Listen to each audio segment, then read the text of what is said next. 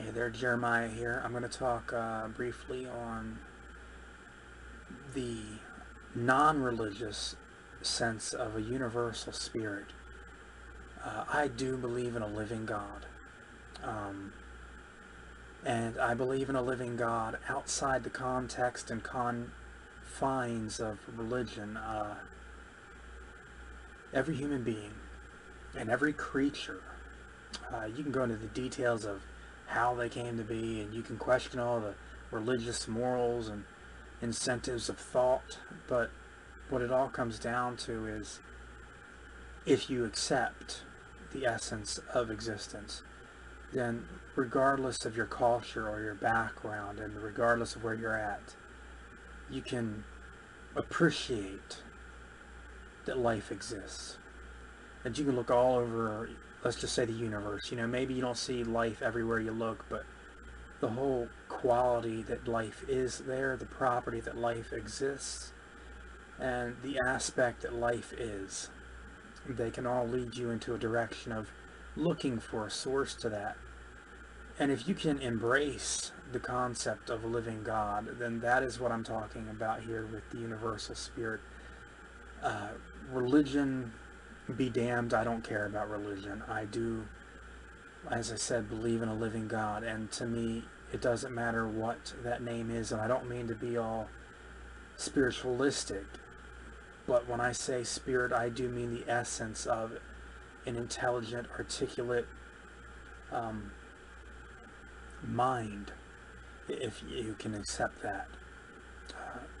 A living mind, and I don't want to be too drastic in trying to detail that, but I believe in what I will call the Great Spirit, that most all cultures can universally accept as being the Great Spirit, the one source and center of all existence. And what I love about just that relationship is that you can accept and embrace that singular quality and at the same time remove yourself from all religious constraint. And that's beautiful.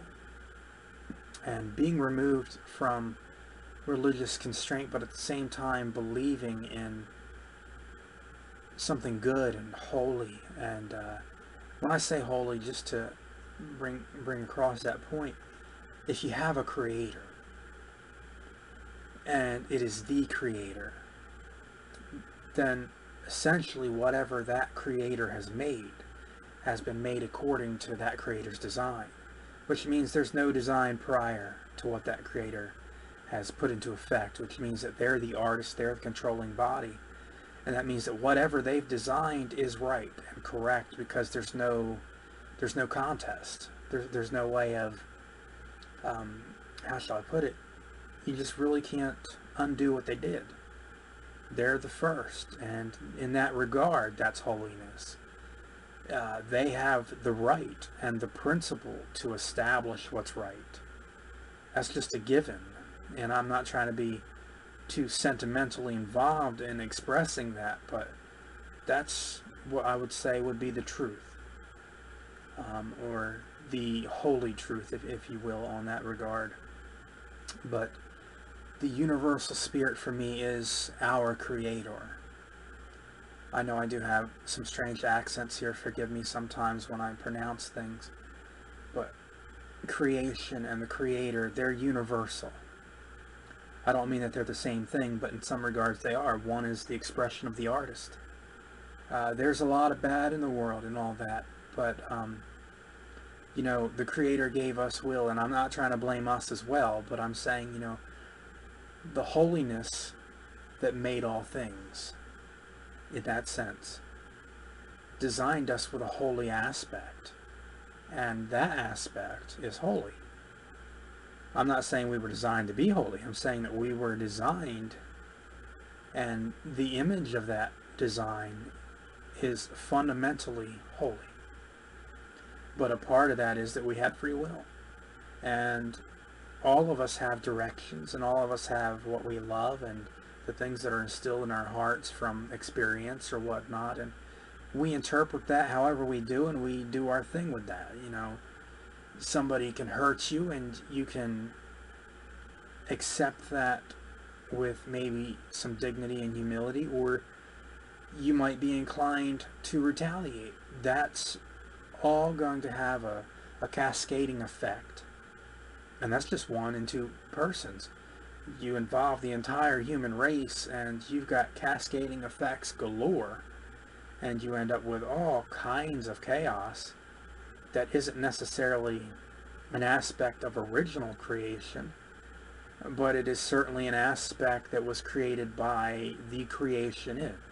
Wrong word, but we were created, and we are the creation, and we have gone forward, and we have created.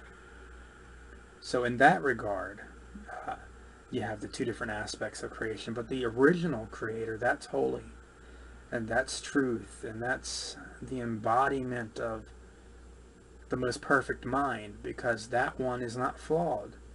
All the rest of us, we're flawed, and I'm not trying to get religious there, but in the sense of a universal quality, I just wanted to express that that's my belief as far as a unanimous, all-encompassing source for creation, a living essence that I regard as being responsible for the design and the creation of all things molecular and all things cellular, you know, regardless of their current status, but in their original form, they were all created by a singular source, and that's the universal great spirit, if you will.